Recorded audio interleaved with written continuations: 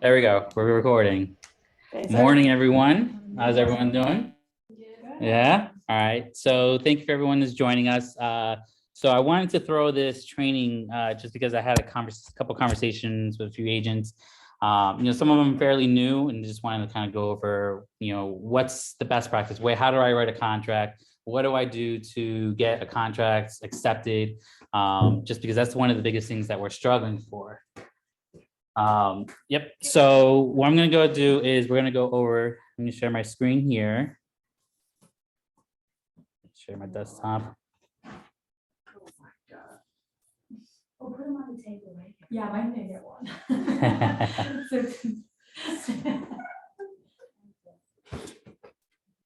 Yep.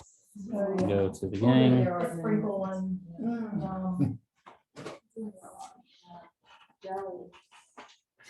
All right, can everyone see this? Those who are on Zoom, can they see this? I sure can. Awesome. Yes, awesome. can. Morning, everyone.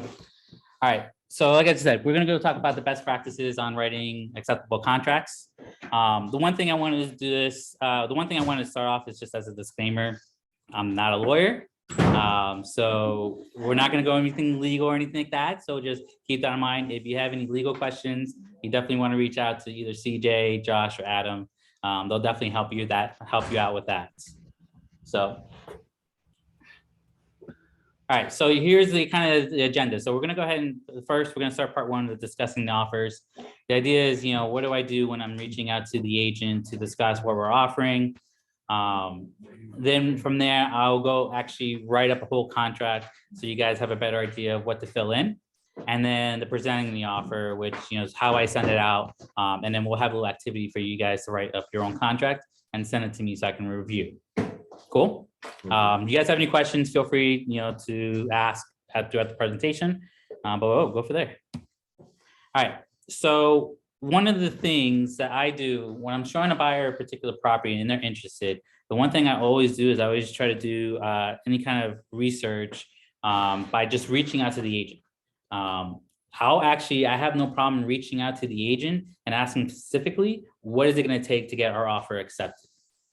And don't be afraid of what they're going to say. Sometimes they're just going to say highest and best. You'll sometimes have those agents that tell you, you know what, the price is $250. You give me at least $245 with a 30-day close, like a freebie, like done, right? But these are some of the things that you guys got to keep in mind, that most listing agents are looking for: the price, the escrow amount, so how much money that they're going to put in earnest deposit within the first few days, just shows how serious the buyer is in wanting the property. The closing date, so I'll ask the agent, is there any specifics that the seller needs? Do they need either an extended closing, or would they prefer a 30-day closing but then want to post occupancy afterwards? The loan commitment period. So I know, so I always typically try to write it in 30, but in this point, you want to talk to your lender and see if 21 days is possible. Just because that 9-day difference could make or break the offer. So just follow up with the lender, ask them if they feel comfortable with this buyer, that they can get a full loan approval and appraisal done within 21 days. If they can, great. And then an appraisal gap. So obviously with the way the market is, something you want to ask your buyers and see if they're willing and able to go X amount of dollars over the appraisal amount, capping at the sale price. You'll just come across that. That's to just make, multiplies how strong the offer is, the appraisal gap, if it's possible. Not required, but definitely a benefit. I have a question. Yeah. So if the offer is accepted, but then the appraisal's done, and the appraisal goes higher, the seller won't accept, like, how does that work? So if the appraisal comes in higher than what the contract price is, the appraisal is at value. That's wonderful. Yeah, that's great. Yeah. That means you got a good contract, you wrote a good offer for We you. have equity, but I think what you're thinking is if it comes in Right. lower, and they have to pay the okay. difference. All right, so if it did Yeah. come in lower, Right. So if it came in at lower, so if you did not do appraisal gap, and if it's a convention or FHA finance, for example, then that's where both parties need to renegotiate the price. Or if the contract price is $250 and the appraisal comes in at $240, there's a $10,000 difference. So that's where you see if the seller is willing to change contract price down to 240, or is the buyer willing to pay that 10 grand out of pocket to go back up to the 250? Because the loan is only going to cap out of what the appraisal is. Oh, got it, okay. So that's where the appraisal gap comes in handy, because if you write that into the terms from the beginning, it just makes the seller, much more comfortable with your offer. In the event if the property does not appraise at 250, then the buyer will automatically pay the 10 grand over, stopping at the contract price. Cool. All right. So here's one thing, here's kind of the spiel or the speech I kind of say with the listing agent. I'll call the agent, and the first thing I say, look, just want to respect your time. I know we're all busy, just want to respect your time. It's just one of those things, when you say those, it just builds that, you're starting that trust building with that agent. Because, it's just, how busy we all can get. So I started off, hey, James, thank you for your time, but I just want to respect your time. I want to discuss my buyer's offer with you. Then I'll ask for any seller additional terms, like I mentioned a little earlier.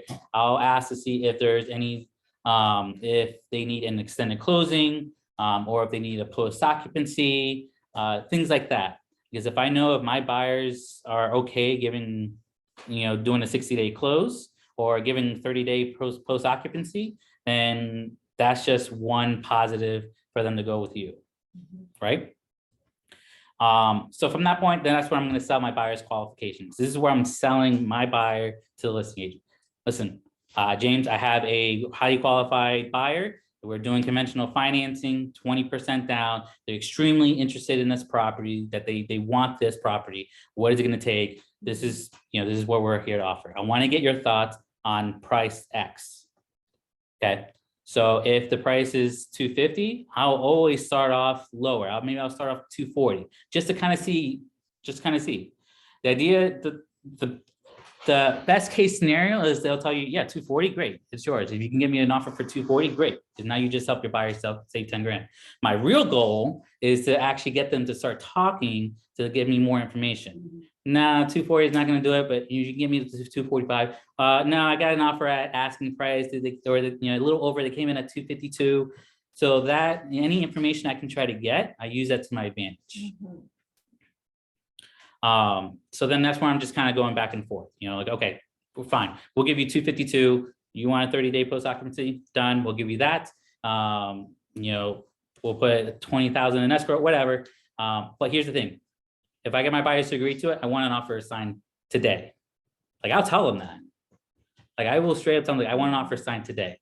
Kind of throw them off a little bit. And sometimes, there's times where they said, yeah, sure, you send me that offer, I'll sign it. And I did. And within 2 or 3 hours, I got the contract executed.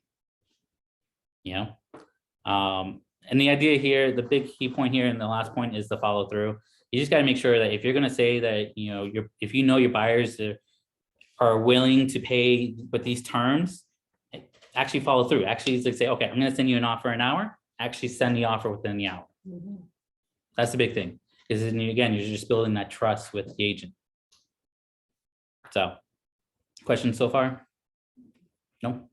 Okay. I mean, this can go through it. And I know about a week or two ago, I put on Slack that, like, if you find one, a property that came back into the market because the contract fell through, I reach out to the agent. I ask them, what was those terms? What was that offer price? What was the closing? Because if I know that what my buyer is willing and able to do, and if I can match that, done. I'll give you that same offer. Huh? We're assuming they're honest. Well, I mean, I got the contract executed, so. So, I mean, you could ask to see if they can send you the offer just to make sure, but I mean, they're not under obligation to, provide that to you. Not a lawyer though, so. So. Disclaimer. Not unless you put something in there that they had to provide. Well, you can put in additional terms, yeah, to do that, so. All right, so we're gonna go ahead and start writing the contract. So let me go here. All right, so I'm gonna go ahead and just go through the contract and write it out. I imported this from MLS. I'm just gonna go through. So imagine that this property was going for 1.1. Okay, so I spoke to the listing agent. We came into the agreement at $1 million. We're gonna do 10% of the escrow, and we'll go through the, and then they're gonna do 60% financing, should say. Okay. So here in the purchase price, obviously we agreed on 1 million. So I'm gonna just go ahead and type that in. And then the escrow, so I put it in 10%. So I mean, if you guys math there, I'm sorry, 100,000. And then as far as the escrow, typically I always put in just 3 days.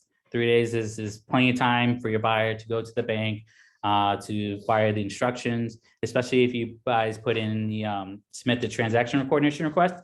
Jessica's phenomenal. She'll immediately send out the welcome email with the wire instructions, so your buyer has plenty of time to go and do that. Okay. And then financing, I mentioned that they're going to do 60%. So you don't have to necessarily do math. You can just literally just put in the percentage, and it'll break it down for you. So in this case, they're going to pay 100 grand in cash up front with the first 3 days. But when it comes to the closing table, they know they have to pay 300 grand out of pocket plus any closing costs, so that they're aware. Okay. All right. So time of acceptance. So typically this is up to you. My personal, what I always like to do is if I negotiated the offer, I'm going to give him, I'm going to either give him that day or I'll give him the next day. Okay. If we already agreed to terms, that's what I'm going to put it at. Now, in the instance that they're telling you just, I'm not going to discuss it, just put your highest and best. I will still put in within a day or two max. In this case, I would not want to go ahead and put it through the weekend, just because if you do, you're allowing them to have more showings the weekend, which more buyers are available to go take a look at. And now you're possibly competing with more offers. And remember how they told him, okay, if you make it for this amount, when he was trying to get it out of them, those other people are trying to do the same thing. Right. So if they have that offer in their hand, they're gonna go, well, I have one for this amount. Yep. If you want to do better, then you lost it. Right. That's why time is of the essence. Right. And then obviously you put the closing date, you just factor in whether it's a 30-day closing, 45, 60. Just my personal experience is when it comes to closing, you try to want to do it Tuesday through Thursday. I've come across where you have it on a Monday and it's coming from a weekend. So it takes time for the title company to kind of just catch up on emails and, delay it to the next day. Sometimes if it comes on Friday, the funds don't get dispersed on time for whatever reason. So that means you technically don't close until the following Monday. And how many days shall occur on? So that depends on the term. You do 30 days? So typically it's 30 days. Yeah, in Florida it's typically 30, but it depends on what the seller needs. Okay. If they're looking for 45 days, we're April 6th. So then that would make it right about the 17th or so. So cool. All right, so post occupancy. So if there is a post occupancy, you definitely need to check this off. You do not want to have the instance where you don't check it off, because then it's going to cause a lot of headaches for you. So if there is a point where you're going to provide 10 days, whatever it is, even 1 day after you close for the seller to stay there to move out, definitely check that off, and then you'll have to create a lease before you guys close to finalize those details. For 1 day. But does that, I'm sorry. Hmm? But does that also apply to if there's tenants there? So if the seller's selling his house, but there's a tenant there, do you still check that off because it applies to that tenant? So what's your experience on that? Well, I'm reading it to see, but I think it's for the seller to stay. It's for the Okay, so seller. it's just strictly for the seller. There's an addendum, and then there's also, isn't there another spot in the addendum section that you check if there is somebody that's gonna be living there Right. after? Okay, thank you. But this doesn't have how many days, it's just saying that they're going to be allowed to. Right. So there is a rider, which I'll show you, If they- to when put, it so you goes put to in the the- days. Yeah. And also, one thing to point out is lenders usually don't allow us, they only allow if somebody buys something, they can only, or sell something, they can, I'm confused, sorry. only stay for a certain amount, like 60 days. Right. And they won't allow it longer than that. So you Right. have to keep that in mind too. So if you guys haven't heard that, if in the instance that sometimes the lender has some criteria or rules that the buyer cannot have a post occupancy greater than 60 days. Right, and it shows here that you post occupancy by the seller. So we'll go over that here in a little bit. Assignability. So I always check off the may not assign. It's just one of the standards I've always done. So just always continue with that. If you're not planning to sell the contract to anyone else or anything like that, we're just here to help with our buyers. Which one, may assign, may not assign? May not assign, correct. And sometimes though, people do check may assign but not be released from liability under this contract because maybe they're going to put it in a trust or something like that. Right. So that's not a bad thing. Going back to that occupancy thing real quick. Yeah. I was just reading that, the first couple lines in that B, and it says, if the property is subject to lease or any occupancy agreement, including seasonal and short-term vacation rentals after closing, or is intended to be rented or occupied by third parties beyond closing. So I guess that would be the spot that you would check. So then, yeah, I'll check that off and then make sure you get the lease Yeah. in hand, yeah.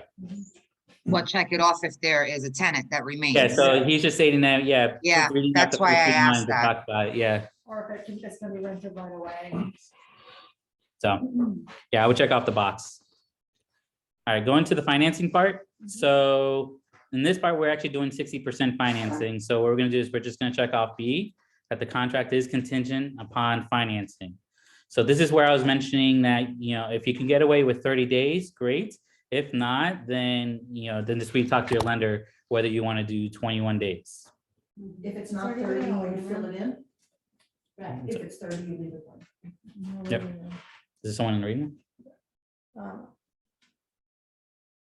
Ronnie says that, he said, let me in on the Zoom, please, but there's no waiting room. You don't. Okay. Okay. All right. So here, then also you're going to check off. Okay. So one thing I want to point out with the loan commitment period or approval period, this also includes the appraisal.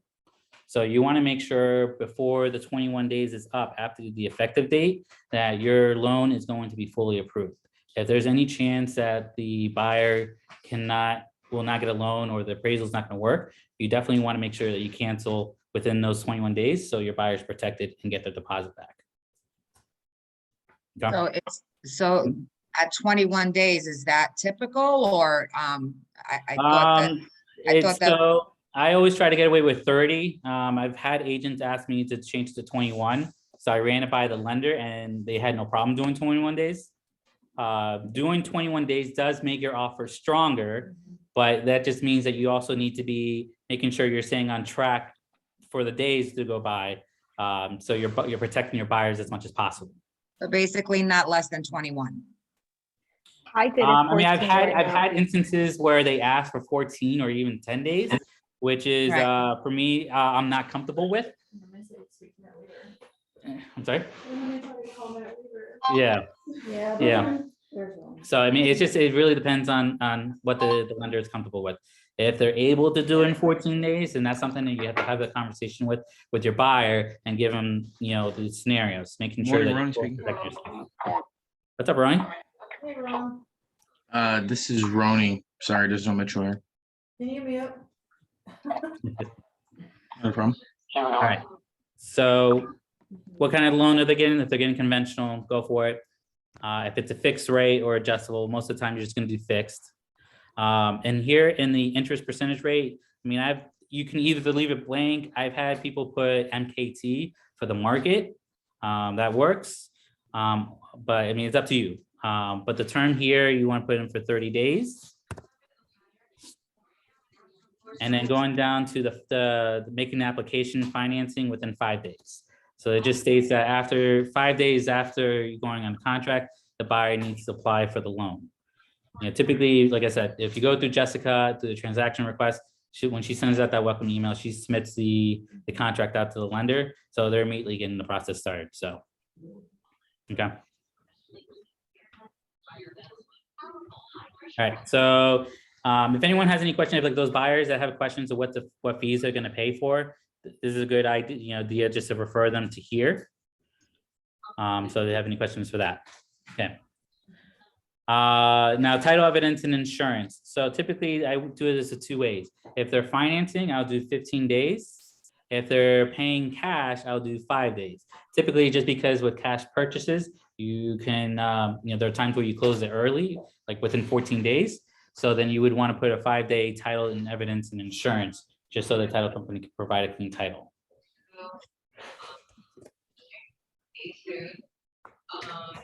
Okay. So here, this is where we're going to choose who designates as the closing agent. So typically in Palm Beach County, and I want to say St. Lucie County, the seller picks the title company. If it's Broward, Miami, or anywhere else in Florida, typically the buyer picks. Okay. The only difference from there is that if the buyer picks, their closing cost is a little bit more. But I mean, if you want to try to use it as a negotiation tactic, go for it. I mean, it doesn't make too much. Can you just repeat that Palm Beach buyer? Please? Yeah, so Palm Beach County and St. Lucie County, the seller picks the title company typically. Everywhere else, the buyer typically picks. And I was just to remember, say, Broward, like, just remember that, and you'll remember the rest. Right. I mean, it depends on the title company. I want to say, I don't know, maybe 1,500 maybe on average. Any advantage to the buyer picking it and paying the 15? So if the buyer picks it, it just means that you're choosing a company that you trust, whether it be Yeah. JK. Okay. So in an instance, if you ever need a CJ or anything for like that, you have them in your back pocket like that. Okay. So, You can also have your,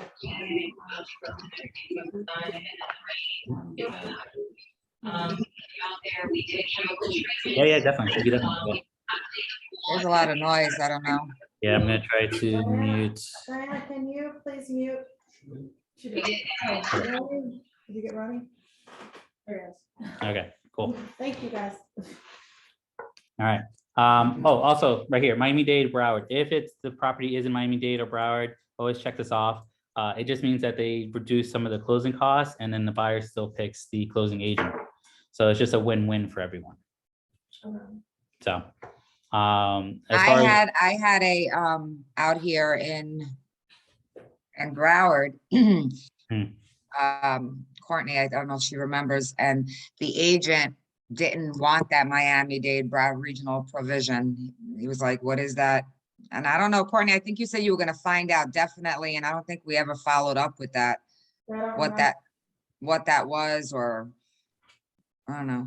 interesting. What is that? Yeah, it's my understanding is just it's just to it's just kind of helping reduce the fees for both parties.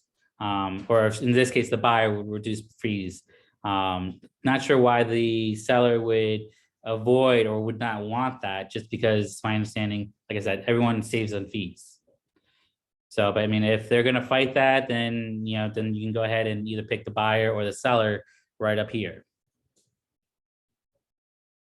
Okay. All right, so if you do check out the Miami-Dade Broward, then you definitely want to put in the price point. I just follow on what it says here, 200. Actually, this property that I'm looking at is in Boyne, so I'm going to change that up and choose that the seller picks. Okay, home warranty. If it's a resale home, chances are there is no home warranty, so you're just going to check off the NA. You can actually buy warranties. Okay. But nobody's really asking for any of that stuff because you can't ask for much anymore right now, but that you can buy a warranty and it covers like the appliances and everything. Okay. Depending on which warranty you choose.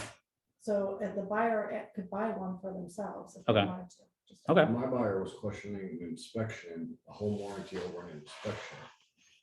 I called Pagan and then I spoke to Adam and he said, well, everybody that I spoke to, I didn't call Adam, I said, call Pagan and Jessica, and they said, always do an inspection no matter what. Yeah, it's better to do. Yeah. So they're paying cash, so they're worried. Yeah, so Peter just mentioned about like doing an inspection. One thing I will point out is always recommend a buyer to do an inspection. I had done a deal where the buyer actually refused to do the inspection. Yeah. So on that case, I actually said, So yeah, so I specifically sent an email explaining why the buyer would want to get an inspection so they can check this, and this. Now you always highly recommend, but it is their decision to move forward without the inspection. And that's good to cover his bases like that, Mhm. because they could come back and go, well, you never told me I should do an Yeah. inspection. Right, Yeah. So you always want to get stuff like that right. Right. like he's saying. exactly. just not want to pay for it? Or what would you use? No, so in this case, Yeah. the husband is a carpenter up in New York, and he felt that he can check everything, so they did their own check. Yeah, yeah.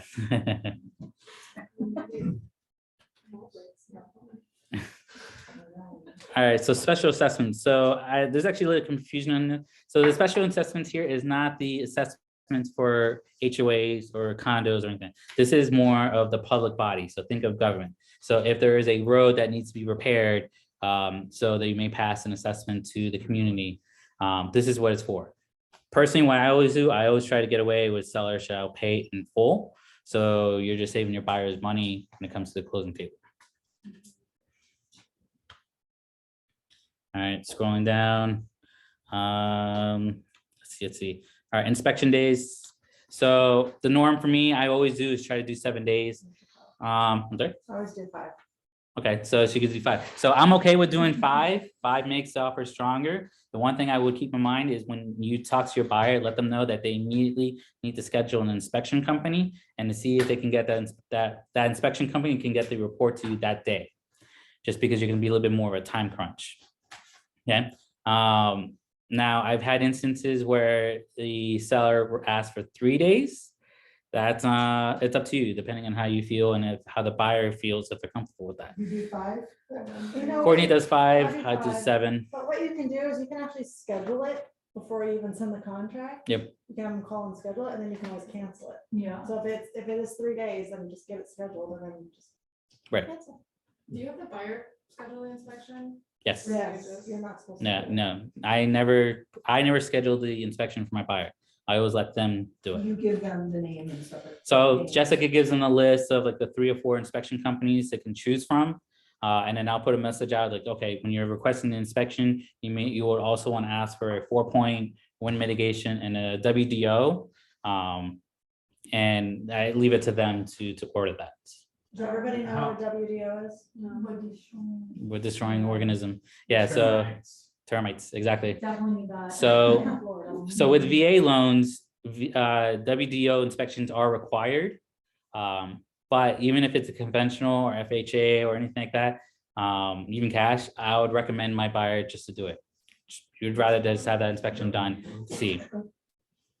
So Well, why can't we schedule the inspection for the buyers?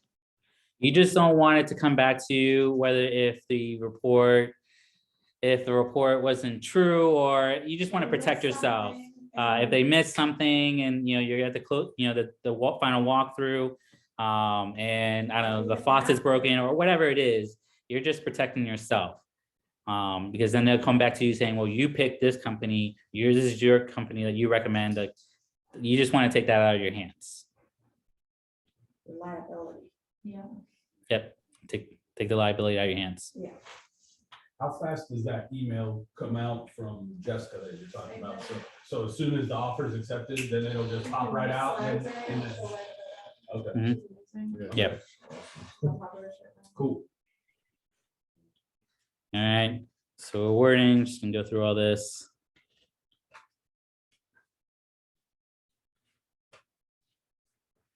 All right, so here are the writers, additional addendums that we need to put in. So just keep in mind. So here, this is where you need to make sure you're looking at the listing and checking off what needs to be checked off. So what I'm referring to is, for instance, is that this particular property, if you guys can't see this property was built in 1973. So that means I know that we need to do the lead-based lead paint disclosure because it's before 1978. Okay. And as opposed to closing occupancy, that's gonna happen too, right? It's another thing is the post occupancy, is we check that off. So we'll check off this one.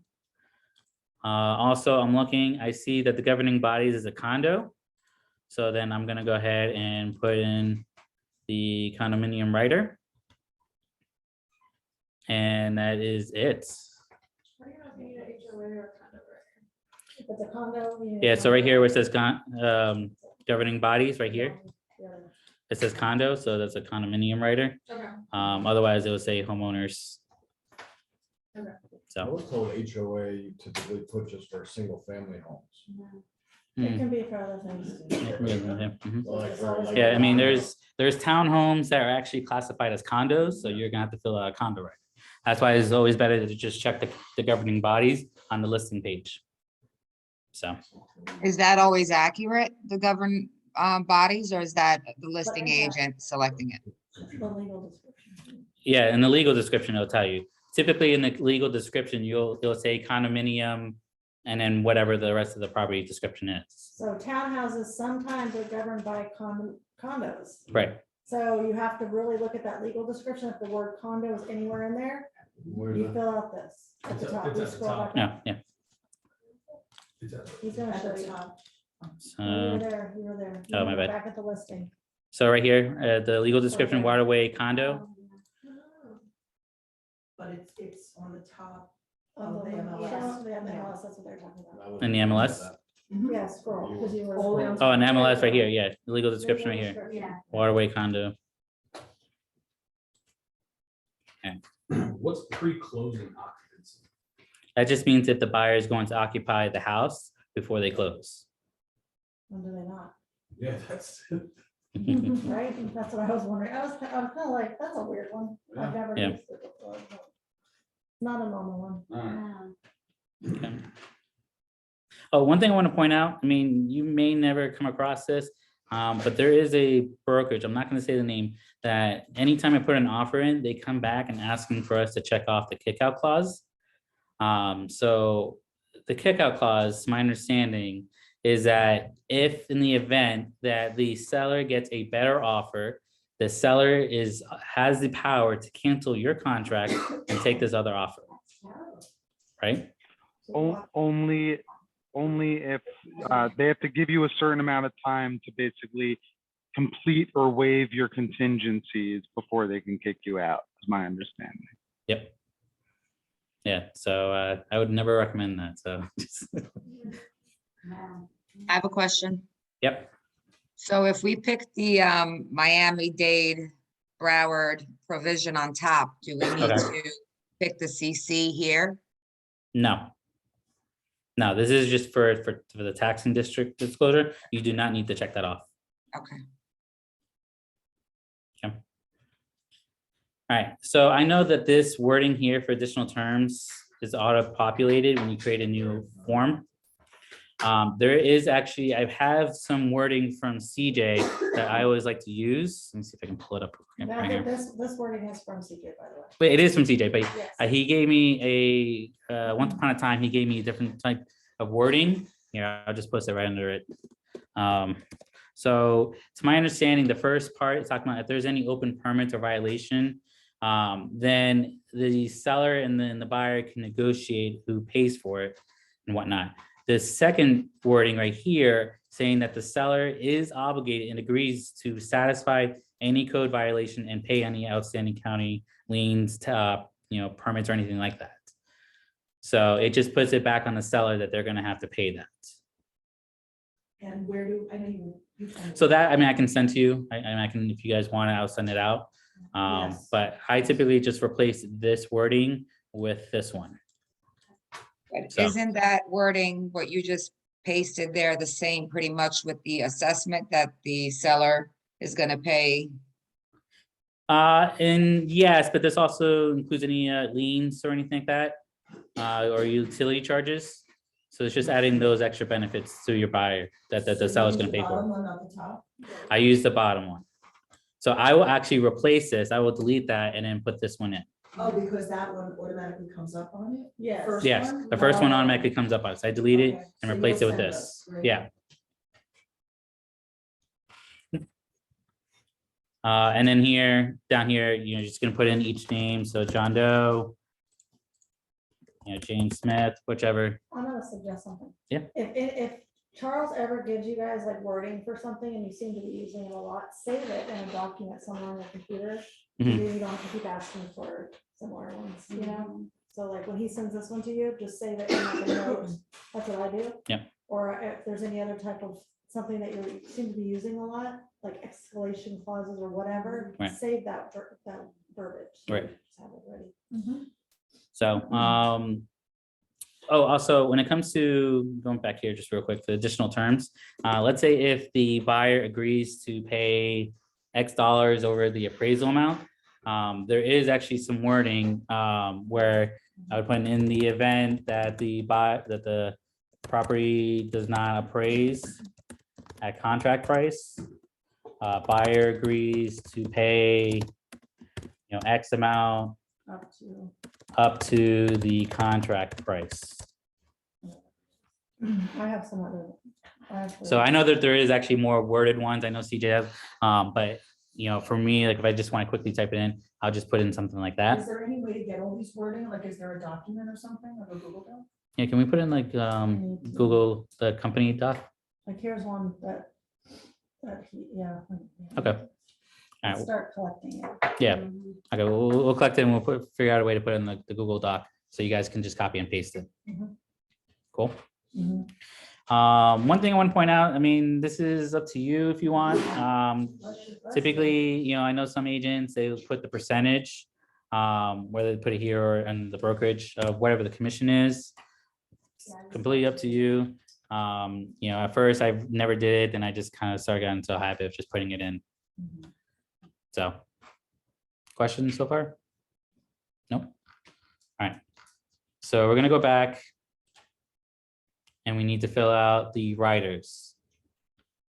So do you guys remember what they were? Lead base. Okay, so Condo. lead base. All right, so we'll go to lead base real quick.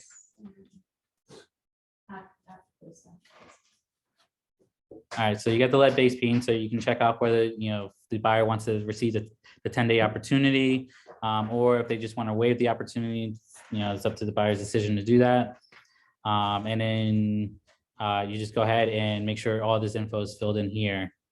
So that's pretty simple right there, just to fill out. Okay, what was the other one? And we need to initial the licensee one. That Yeah, letter so when you J. send it out for a Assign, then yeah, you definitely would want to add yourself as a remote signer. So you can sign it. I'm sorry, what was the other ones? Condo. All right, so condo. All right, so this one, you gotta fill in a little bit more. So typically if it's a condo, there is a requirement that the buyer needs to have approval to purchase the unit. So it is. And as far as buyer being approved by the association, I just typically put in 0. So it just means it gets up to the closing day for the buyer to receive the approval from the association to purchase the unit. If you put 5, then that means they have 5 days before closing to get that approval. Okay. And then within the next line is within 5 days. So that means that after 5 days after the effective date, that's when the buyer needs to apply for the association, and the seller should start the approval process. Sometimes they get their own forms they got to fill out as well. Okay. Right of first refusals, I check off has. They have the right to their first refusal. Members of the association have the right here. And then the buyer and seller shall within typically put 5.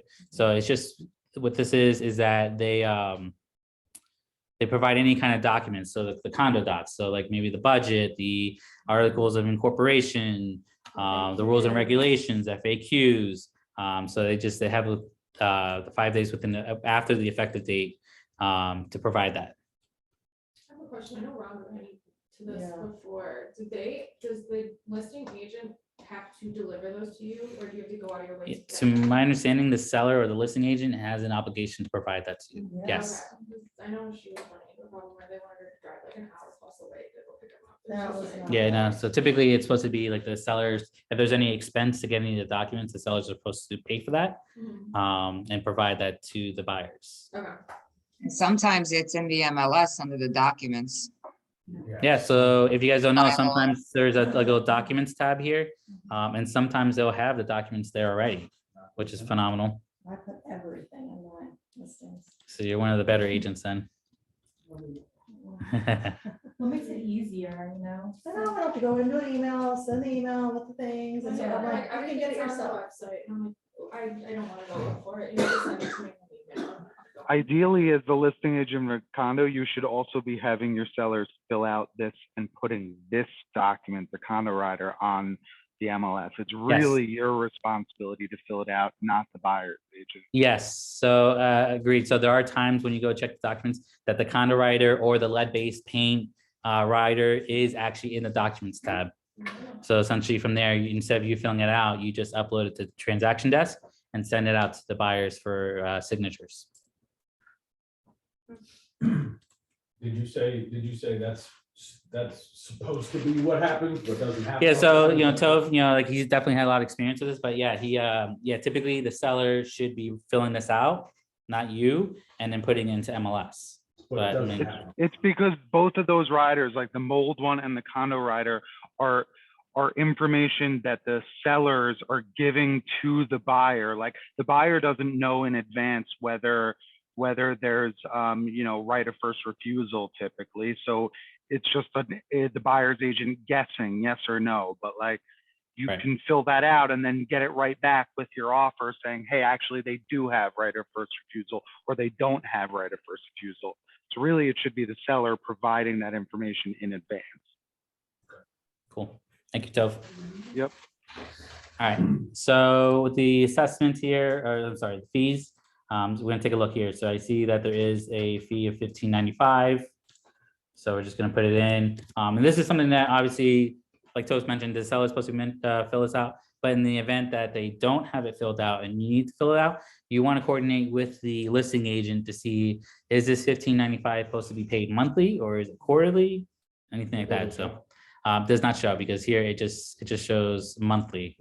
But sometimes agents will put the quarterly price in there. That's pretty steep for monthly. Yeah.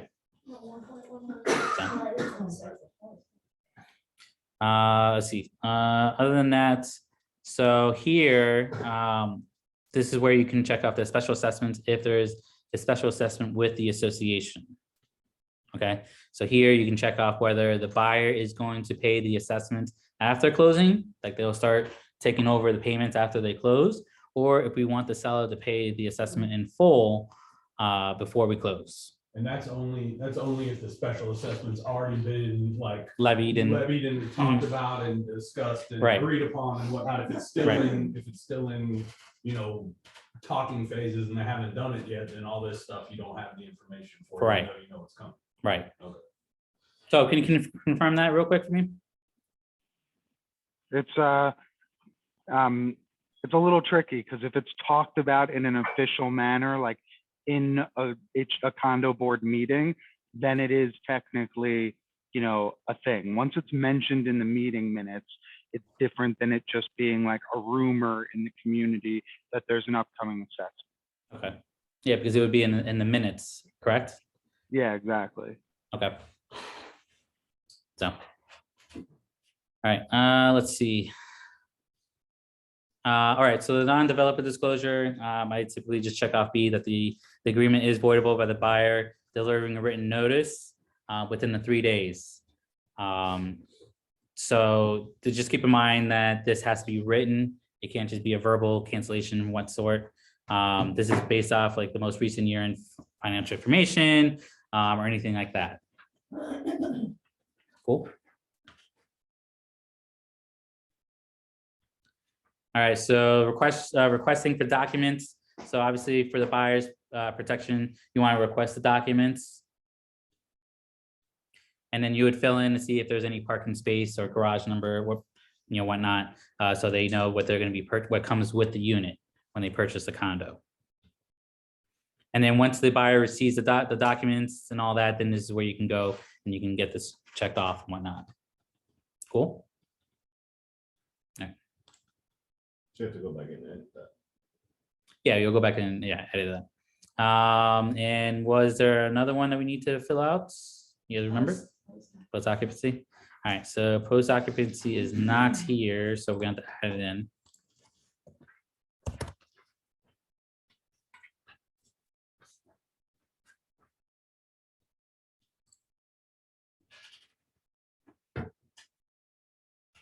Yeah, this one's pretty simple to fill out.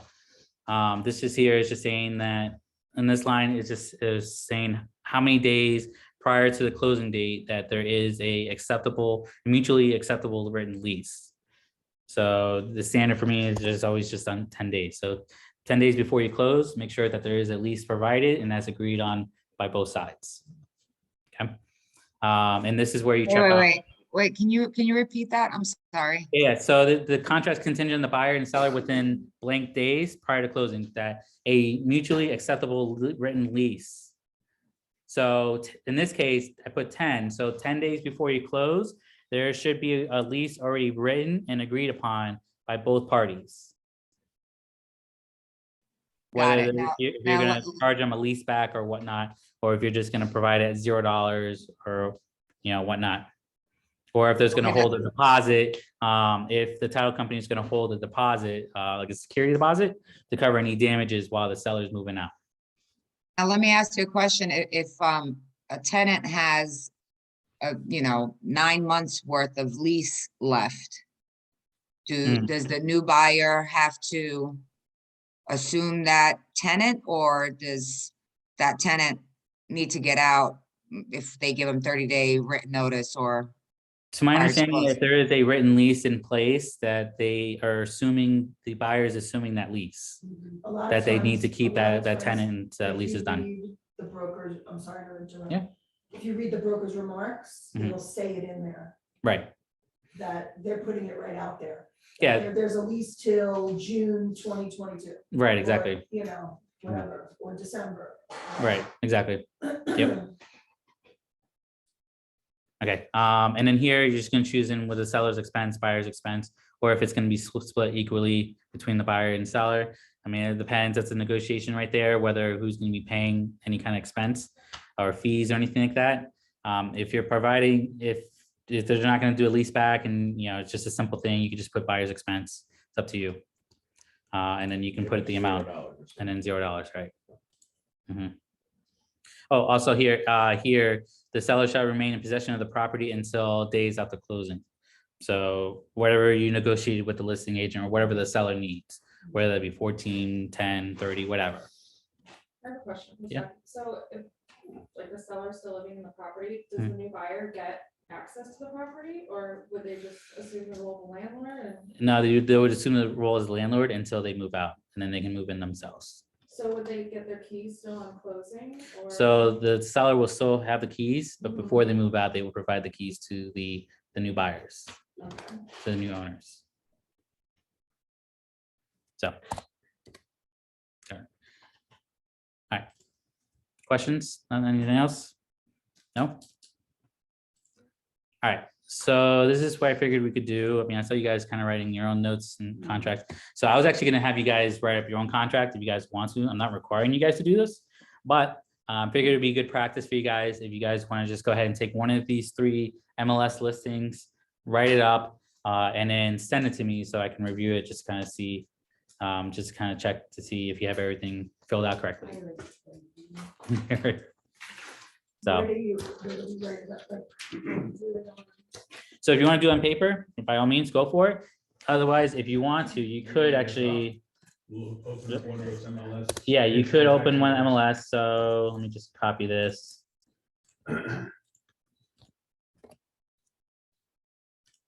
You guys don't know this. If you actually go to the listing and just hit transaction desk.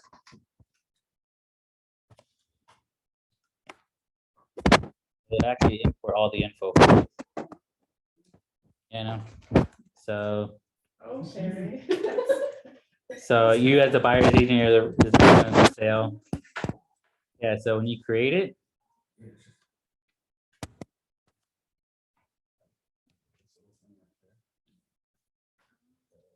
Yeah, it puts everything in there for you. The MLS number, the year it's built, the tax ID number, the legal description and all that.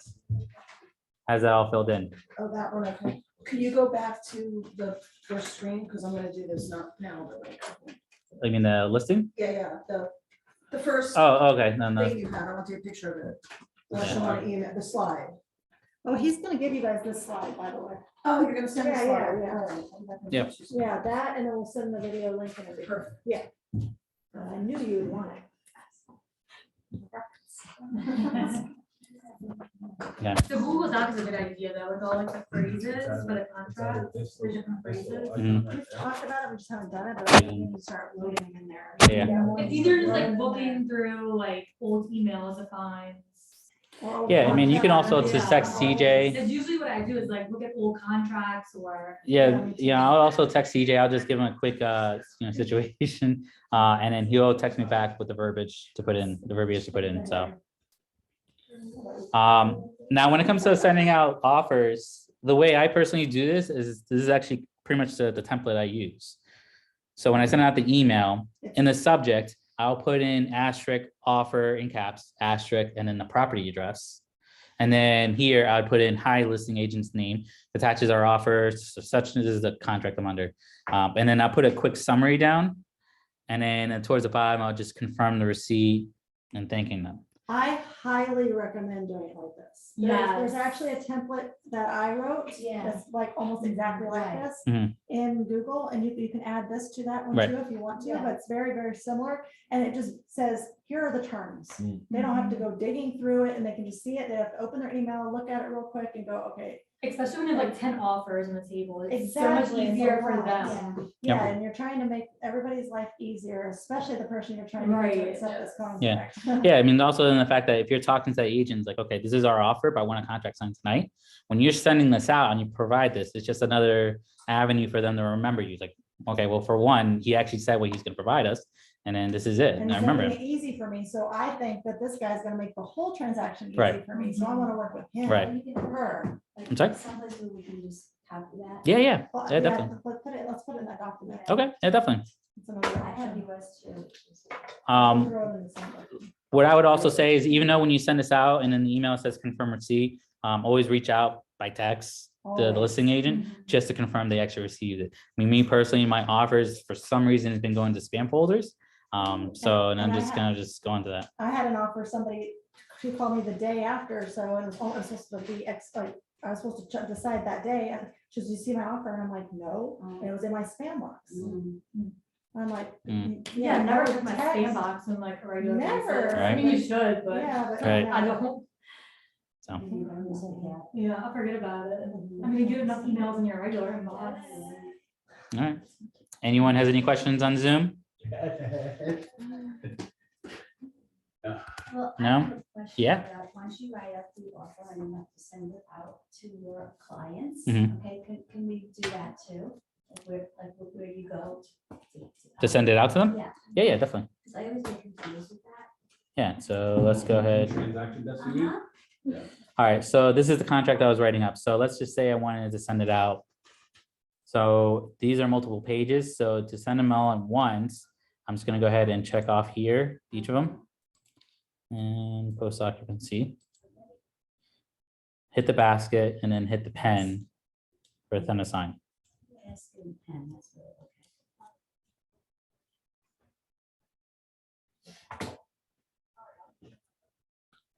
Now, what happens if the offer is not accepted? What do you do with the contract? I mean, it's electronic, so I mean, you don't have to do much. And. No, do you close it or Yeah, you can close it, right? closed file or just closed? Just close. Yeah, the file complete is if you actually close the property, Right, if you do a transaction. right? You can do So just, Or withdrawn, I'm sorry, yeah, you could also do withdrawn as well, okay, so either one, it didn't matter which one. right? Okay, that's what I needed to know. All right, so when you get in the document to sign to everyone, or to send to your buyers for signature, once you add it in, you can add in the participants. So you can, let me just add in John Doe.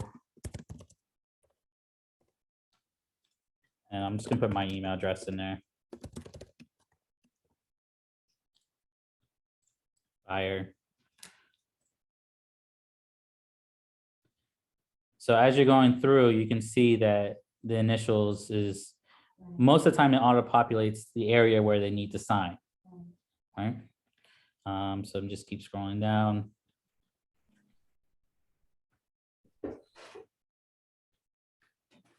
It's having everywhere. All right, so let's just say, okay, so for ourselves, we need to add ourselves as the as a signer as well. Right. Some selling agent.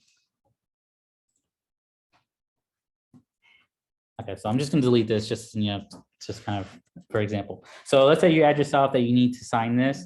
If you guys go to tools and view as yourself, you can actually just drag the sign here box. And it puts in the signature box for you to sign.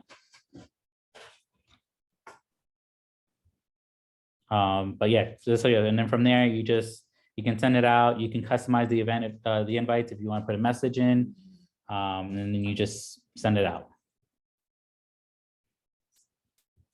And then once it's signed, if you go to signings, you can actually see here, and there'll be a box where it says view signed PDF.